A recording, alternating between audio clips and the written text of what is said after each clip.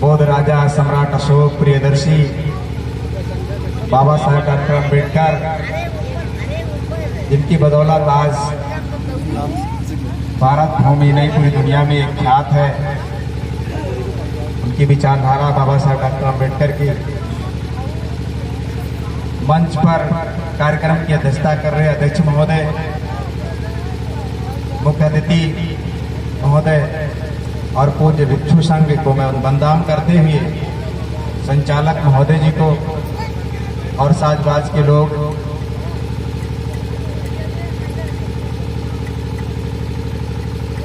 आप लोग बैठ जाएंगे तभी अच्छा लगेगा। विचार गोष्ठी 12 बजे से चल रही है।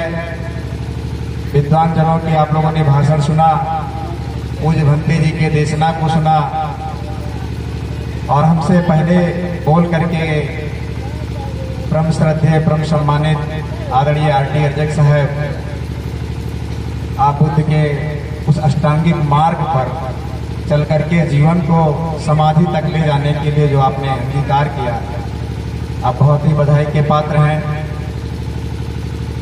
उन्होंने 4 घटनाओं का जिक्र किया यहाँ की। आज आखिर में ये जो धम्म देशना का काम हुआ और जो भी कार्य, जो भी त्योहार संस्कार, जो भी त्योहार मनाए गए, उस त्योहारों के पीछे कुछ ना कुछ कारण रहा।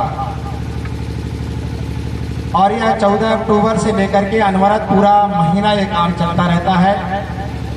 और भारत में नहीं पूरी दुनिया में यह दिन जान लीजिए कि अमेरिका बाबा साहेब के स्टेचू इसी दिन तिथि पर लगाई और सबसे ऊंची। बुद्ध धर्म या पूरी दुनिया में बहुत सारे ऐसे धर्म हैं और हर धर्मों के अलग अलग अपने नियम कानून हैं और नियम कानून के आधार पर समाज की संरचना लोगों ने किया। कुछ धर्म ऐसे हैं जहां अपने धर्मों के लोगों को नीच माना गया, अछूत माना गया, स्त्री पुरुष में विभेद किया गया। उसी तरीके से अन्य धर्मों में भी है। लेकिन बौद्ध धम्म एक जो ऐसा धम्म है जो सुगम मार्ग है, एक रास्ता है, उस पर जो भी व्यक्ति चलेगा, चाहे स्त्री होगा, पुरुष होगा या दुनिया का कोई भी व्यक्ति होगा, चाहे वो राजा के घर पैदा हुआ होगा या मोची के घर पैदा हुआ होगा या बहुत बड़ा अमीर व्यक्ति होगा या बहुत गरीब व्यक्ति होगा, अगर बुद्ध के अष्टांगिक मार्ग पर चल करके और समाधि तक अगर ले जाएगा तो उसी का जीवन चिर और अस्थायी होगा। जैसे कबीर और रविदास कब चले गए? 500 बरस, 600 बरस हो गया, लेकिन आज उन्हें याद किया जाता है। क्यों याद किया जाता है? क्योंकि उनकी जो कार्यशैली थी समाज के प्रति बहुत अच्छा था। उन्होंने कर्तव्य ऐसा किया कि आज दुनिया उनको याद करती है।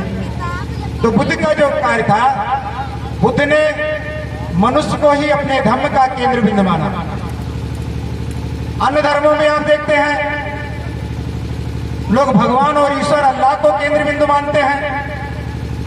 भाई अलग अलग धर्म के लोग माने ना, ये भगवान फला है या फला देवी है, फला देवी है, फला देवी। और वहां भी माना गया ये अल्लाह है तो हजरत मोहम्मद साहब है तो मूसा है तो न जाने क्या क्या कहा गया।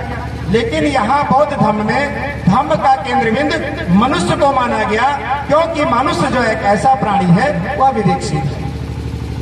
और जो धर्म के केंद्र व्यक्ति माने गए, उनके जीवन का 8 रास्तों पर ले जाते हुए, मार्ग पर ले जाते हुए और 8 स्टेपों में ले जाते हुए और समाधि तक ले जाता है अष्टांगिक मार्ग। अष्टांगिक मार्ग बुद्ध की जो खोज थी, 2 तिया 4 यार सत्य, 8 अष्टांगिक मार्ग और 10 पारमिताएं, ये बुद्ध की खोज थी। जब पूरी दुनिया में बुद्ध जो फैल रहा था, लाइट ऑफ एशिया कहे गए बुद्ध, पूरी दुनिया में जब फैल रहा था तो जो धर्म के धंधावार थे उनकी दुकानें बंद हो रही थी। लोगों को लगा कि यार ये तो पूरी दुनिया में बुद्ध जो फैल रहा है उसका कारण क्या है? तो यहाँ अहिंसा, अहिंसा परमो धर्म है। यहाँ दया, करुणा, मैत्री, प्रज्ञाशील है, भाईचारा है, बंधुता है। और धर्मों में क्या है? हिंसा व्यवस्थाएं हैं। तो कभी देवी के नाम पर हिंसाएं हैं, तो कभी त्योहार के नाम पर हिंसाएं हैं, तो कभी कोई न जाने कितनी कितनी हिंसाएं हुई, बलि प्रथाएं चली, न जाने क्या क्या हुआ।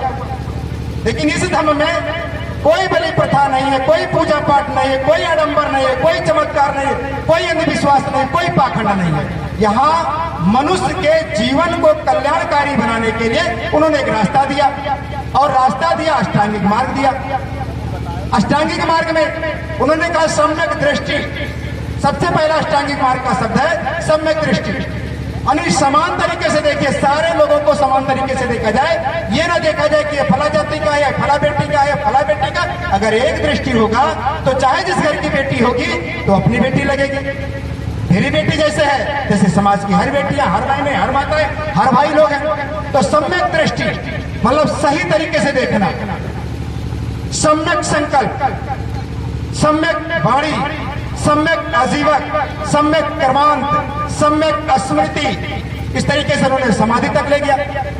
और समाधि निर्वाण जो होता है, क्योंकि व्यक्ति का जन्म से लेकर के मृत्यु तक ये सत्य है, निर्वाण प्राप्त होना है, समाधि तक जाना है, और सबको जाना है, चाहे वह राजा हो चाहे रंक हो, दुनिया का कोई भी व्यक्ति हो। तो बुद्ध ने एक रास्ता दिया कि इस रास्ते पर आप चलोगे तो आपका कल्याणकारी जीवन होगा। इसलिए वो मार्गदाता है, मुक्तिदाता नहीं है। अभी आरटी अर्चक जी कह रहे थे कि किताब में लिखा है वो बौद्धाचार्य स्वरूपानंद जी का जो क्या नाम है, जो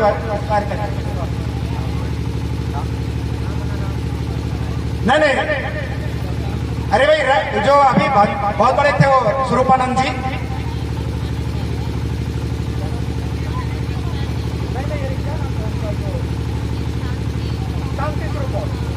शांति स्वरूप बौद्ध जी की किताब में लिखा है कि वर्ण गंध सुगंध और पुष्प से बुद्ध के कमलवत चरणों पर आप पूजा पाठ कर लीजिए तो आपकी मुक्ति मिल जाएगी।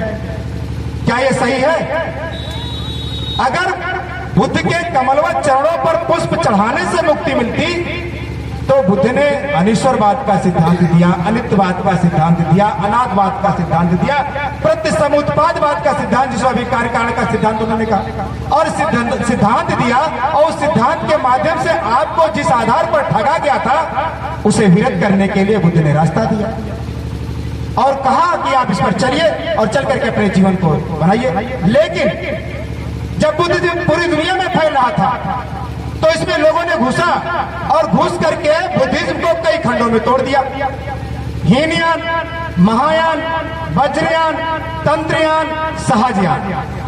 ये कबीर साहब तक आते आते 5 खंडों में टूटा, सहजयान तक। और उसके बाद देखिए सहजयान जो 5वां खंड था उसे 3 खंडों में तोड़ दिया गया।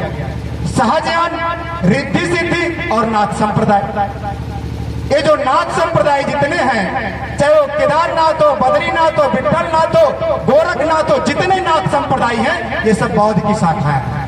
अभी आप देखते हैं माननीय मुख्यमंत्री जी कसाई रंग का वस्त्र पहनते हैं कि नहीं पहनते हैं? बुद्ध का जो चोला है, जो त्याग का लोगो है, ये कसाई रंग का वस्त्र, ये त्याग का प्रतीक है। और देखिए वो बाल छिलाए रहते कि नहीं छिलाए रहते हैं। तो वो नाथ संप्रदाय जितने हैं ये सब बुद्ध की शाखा है। रिद्धि सिद्धि आप देखते हैं दुकानों पर लिखा होता, शुभ लाभ लिखा होता, रिद्धि सिद्धि, ये भी बुद्ध की शाखा है। और सहजयान जो था ये कबीर लेकर के चले, सहज भाव लेकर के चले कबीर रविदास, गाडगे रविदास जी ने। क्यों? क्योंकि समाज जब पढ़ा लिखा नहीं था, अभी पूज्य भंते जी बैठे हैं और पाली भाषा में सारे शब्दों का उच्चारण उन्होंने किया। और यहाँ पाली भाषा के जानने वाले लोग 1% नहीं है, 2 लोग मात्र हैं, एक पूज्य भंते जी आप और एक पूज्य भंते निपान साहब। इसमें जितने लोग बैठे हैं पाली भाषा कितने लोग जानते हैं? नहीं जानते हैं ना? तो जिन शब्दों का उच्चारण किया गया मैं जानता ही नहीं हूं तो फिर मैं उसको आचरण कैसे करूंगा? सवाल है कि नहीं सवाल है? इसीलिए कबीर साहब सहज भाव से कहते थे कबीर साहब, या रविदास जी ने कहा कि कर्म बंधन में बद रहियो फल की न तजियो आस, और कर्म मनुष्य का धर्म है सतल की रविदास। और धर्म जात पात के फेर में उलझ रहा सब लोग, और मनुष्यता को खात है जात धर्म के लोग। यही तो धर्म है, लड़ाई, धर्म की लड़ाई। आज हमास, इजराइल और पूरा दुनिया विश्व युद्ध की तरफ है अग्रसर की नहीं अग्रसर है धर्म की लड़ाई में। बुद्ध ने कभी नहीं लड़ाई की बात किया। बुद्ध ने भी पानी के सवाल पर घर छोड़ा था और बाबा साहब डॉक्टर अंबेडकर ने भी पानी के सवाल पर जब हिंसात्मक व्यवस्थाएं हुई तो बाबा साहब ने कहा कि हिंसा नहीं होनी चाहिए। वो आंदोलन तो किए थे पानी के सवाल पर, लेकिन जब मारे गए लोग बाबा साहब ने रोक दिया वहीं पर, कहा हमारे लोग मारे जाएंगे, हिंसात्मक नहीं चाहते थे बाबा साहब।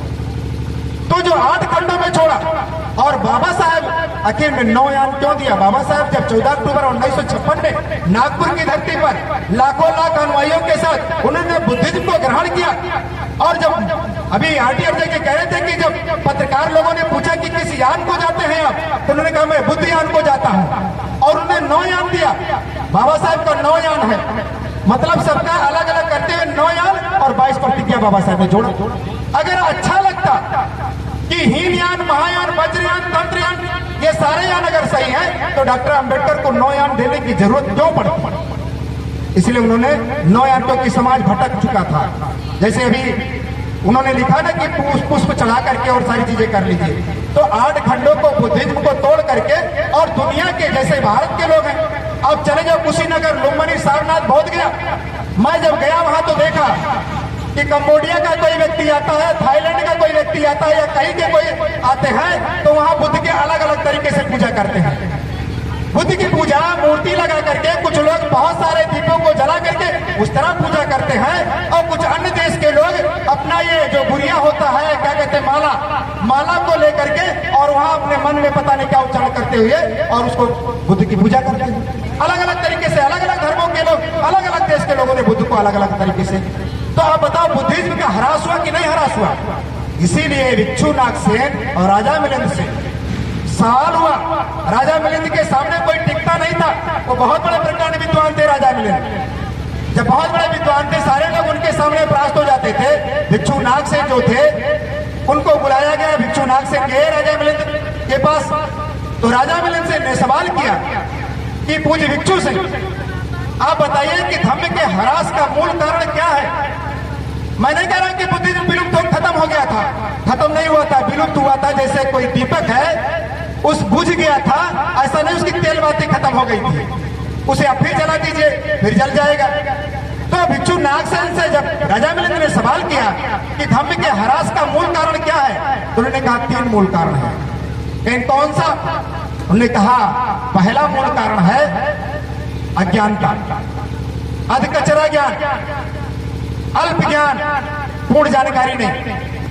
दूसरा कारण उन्होंने बताया कि जिस भाव से या जिस भाषा में समाज को सहज भाषा होना चाहिए, समाज को ऐसी भाषा में मैं समझाऊं कि वह समाज समझ सके, लोग समझ सके, उस भाषा को सही तरीके से अंगीकार कर सके, ऐसे भाषा में मैं उसको समझाऊं। और तीसरा उन्होंने कहा कि समझाने का तरीका होना चाहिए। मैं बहुत बड़ा ज्ञानी हूं, बहुत सारी चीजें मेरे अंदर है, मैं प्रकांड विद्वान हूं और मैं अगर क्लास में जाता हूं डस्टर चाक लेकर के और ब्लैक बोर्ड पर मैं सही तरीके से पढ़ा नहीं पाता हूं तो मेरे पढ़ाने का कोई मतलब नहीं, मेरे टीचर बनने का कोई मतलब नहीं। तो ये 3 मूल कारण उन्होंने बताया। आज वही हो रहा, बुद्ध की मूर्ति रख ली जाती है, बाबा साहब की मूर्ति रख ली जाती है और कृष्ण पंछी लिपत्सु भगवान राम सम्मा संबुद्ध विद्या संपन्नो सुक्तो लोक अनुत्तरो हो रहा। तो मूल कारण और प्रश्न उठ जाते हैं लोगों में कि आप यहाँ भी यही तो होता है। मैं कह रहा हूं कि भाई आप बुद्ध के जो अष्टांगिक मार्ग हैं, 2 अतियां हैं जीवन की, 2 अतियां। मैं पैदा हुआ, मरूंगा जरूर, पृथ्वी पैदा हुई है, उत्पत्ति हुई है, विनिष्ट होगा, पक्का है विनिष्ट होना है, इसको कोई रोक नहीं सकता है। जो भी उत्पत्ति हुआ उसका विनिष्ट होना, जो पैदा हुआ मरना है, ये जीवन के 2 अतियां होते हैं। उसी तरीके से पृथ्वी के 2 ध्रुव है, एक उत्तरी ध्रुव है, दक्षिणी ध्रुव है और उसी पर आधारित व्यवस्थाएं दी गई। 2 अतियां, 4 अष्टांग, 4 अष्टांगिक मार्ग, 10 पारमिताएं, इनको जोड़ लीजिए 24 हुए। और 24 तीनी का जो हमारा धम्म चक्र था, क्या 24 घंटा बनाया गया?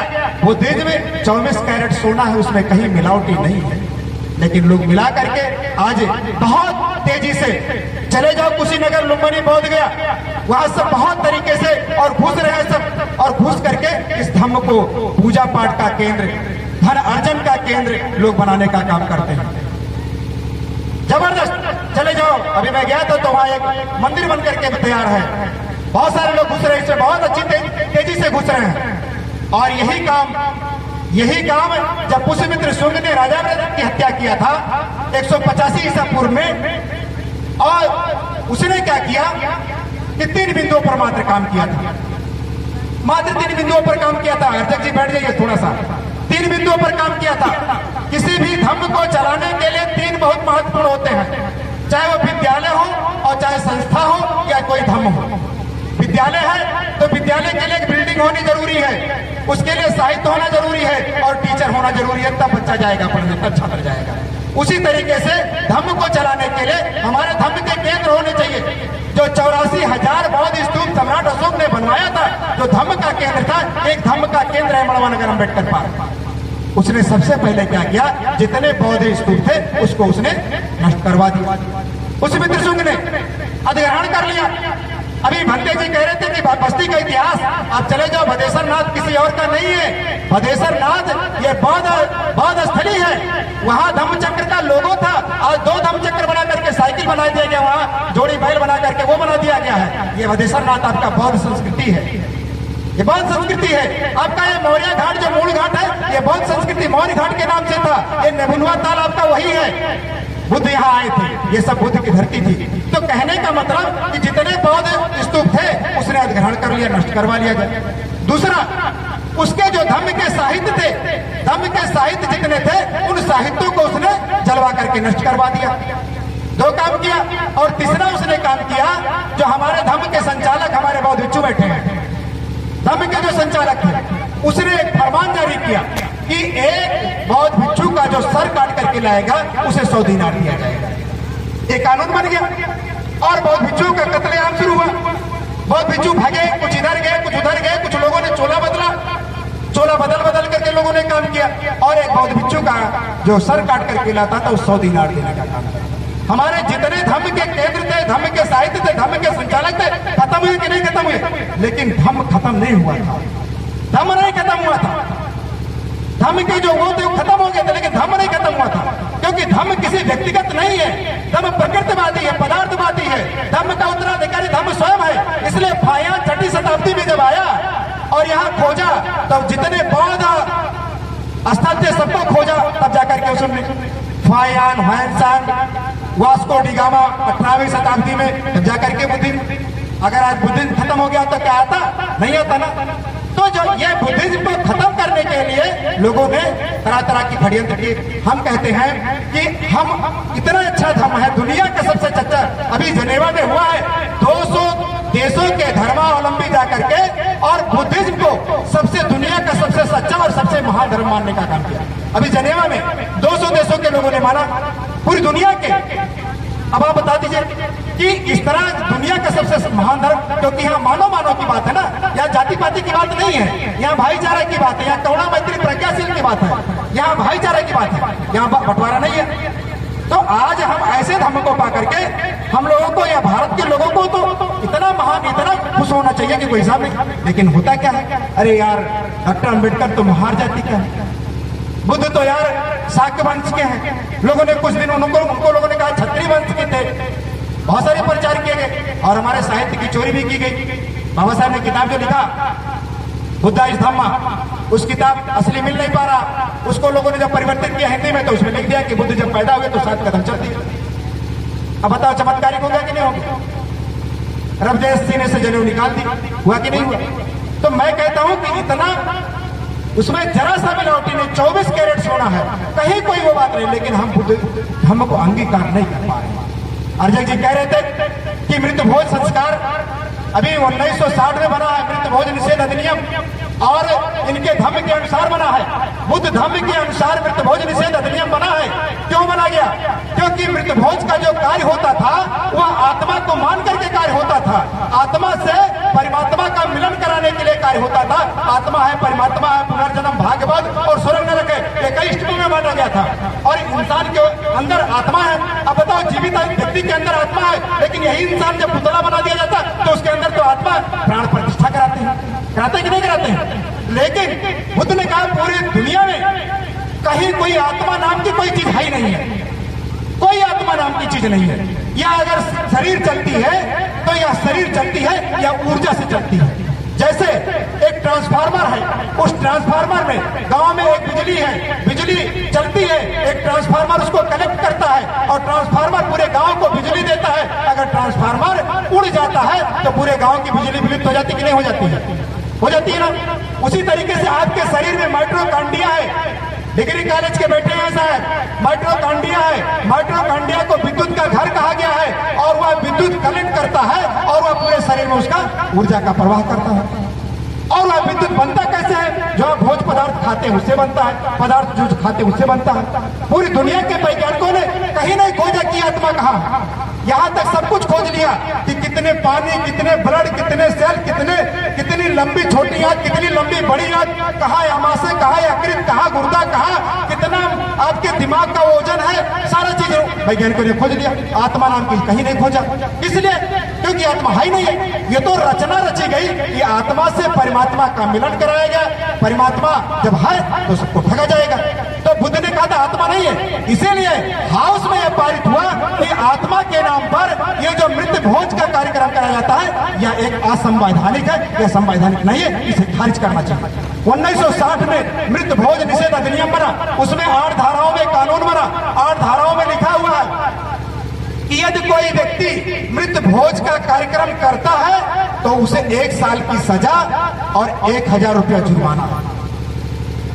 फिर लिखा है कि अगर कोई दुकानदार किसी को उधार सामान देता है और यदि पैसा मांगने जाता है तो वह पैसा अगर मांगता है उसके खिलाफ दंडात्मक कार्रवाई होगी और वह 1 साल की सजा। और जिम्मेदारी किसको दिया?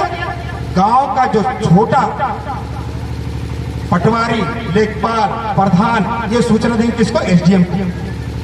ये लिखा यदि कोई व्यक्ति करता है। मृत भोज निषेध अधिनियम राजस्थान में लागू हो गया, हुआ कि नहीं हुआ? हाई कोर्ट ने उसे लागू कराया, जबरदस्त लागू कराया। वहां कोई व्यक्ति मृत भोज का कार्यक्रम करते हुए नहीं। और मैं बुद्ध को अनुयायी हूं, मैं बुद्ध को मानने वाला हूं, लेकिन मानता किस रूप में? उनके कमलों चरणों पर सिर्फ पुष्प चढ़ाता हूं, गण सुगंध कर देता हूं, उनके सिद्धांत को नहीं मानता हूं। यही है। ऐसा बुद्धिज्म तो आप फैलाओगे, ऐसा बुद्धिज्म आएगा, ऐसे मानववाद आएगा? नहीं आएगा। अब अपने धर्म की प्रधानता करते रहो, वो अपने धर्म की प्रधानता करते। धर्म की तो लड़ाई है, आज हो नहीं रहा हमास और इजराइल में, यहूदियों में हो नहीं रहा। यही तो धर्म की लड़ाई है।